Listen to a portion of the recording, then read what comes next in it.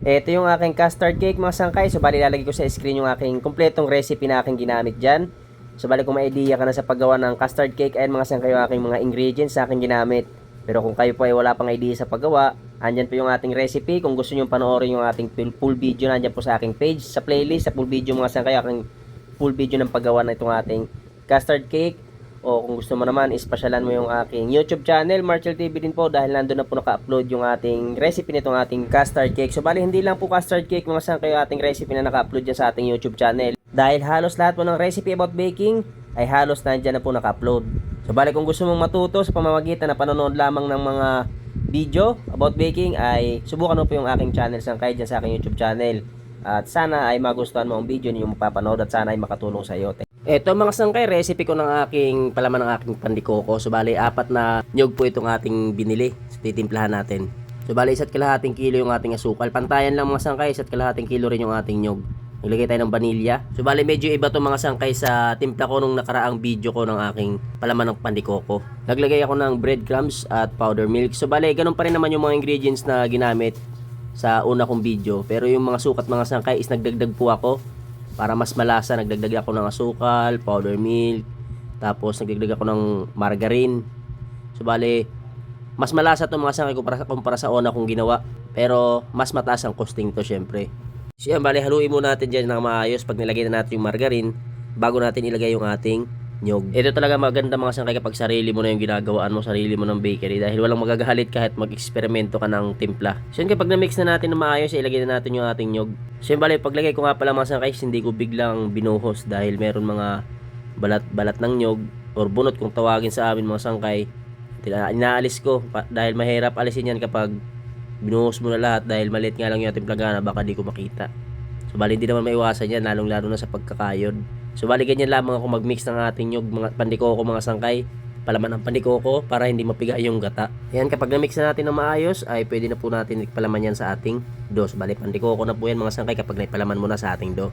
At ito, gawa muna tayo ng ating violet cream loaf. Nandiyan po sa screen yung ating recipe ng ating dough. At panoorin mo po yung video kung paano natin pinorma itong ating isang simpleng tinapay. Pero kung magaling ka na at basic na sa ito, ay hindi para sa iyo ang video na to. Dahil ang video na to ay para lamang sa mga baguhan o sa mga gusto matuto. So bali pagkatapos natin ma-format itong ating violet cream loaf, is paalsahin muna natin or palalakihin muna natin bago isa lang. Kung gusto mong mapanood yung buong proseso ng paggawa ng ating violet cream loaf, nandiyan po sa aking page sa playlist. At kung gusto mo naman, pasalam mo yung aking YouTube channel, Marshall TV din po.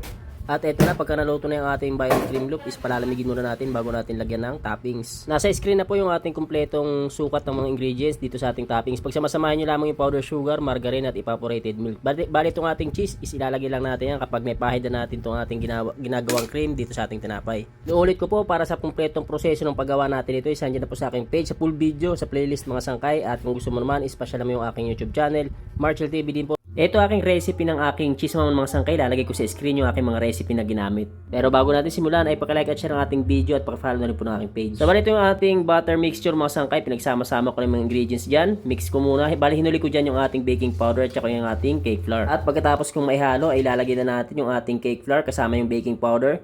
So bali mimix lang natin ng maayos. Tunawin lang natin ng maayos yung ating harina. Kailangan wala ng buo-buo na harina bago natin itabi itong ating mixture sa ating planggana. Next step, dito naman sa ating egg white or mirang. So bali andyan na sa screen yung aking mga ingredients na nilagay dyan. Gamitan ko lamang ng stand mixer hanggang sa mag-stick pick itong ating mirang or egg white. Next step, pagsasamahin na natin itong ating dalawang mixture. So ang gagamit tayo ng ating rubber spatula sa pagmix itong ating mirang at saka itong ating butter mixture. So bali sa pagmix natin, ayusin lamang natin sa paghahalo. Kailangan na wala na po yung puting-puti na yan na mixture na mirang at wala na rin yung masyadong madilaw na yan. Kapag nagawa nyo na po yan, ay pwede nyo nang isalin sa inyong mga lanera. So bali ang ginamit kong lanera dito is size 4 po. Ayan, lalagyan na natin. At kapag nalagay ko na sa lanera, is lalagyan ko na ng Eden na cheese po yung aking ginamit dyan. Ginadgaran ko lamang po. At isasalang ko sa 160 degrees Celsius na init ng oven at mahina nga po yung aking ginamit. At niluto ko lamang ng 28 minutes. At ganyan lang kasimple yung paggawa natin ng ating cheese naman. Ito yung ating finished product. Kung gusto mo mapanood yung full video, nandiyan na po yan sa ating page sa playlist. At kung gusto mo naman pasalam mo yung aking YouTube channel, Marshall TV din po. Thank you for watching. See you on my next video.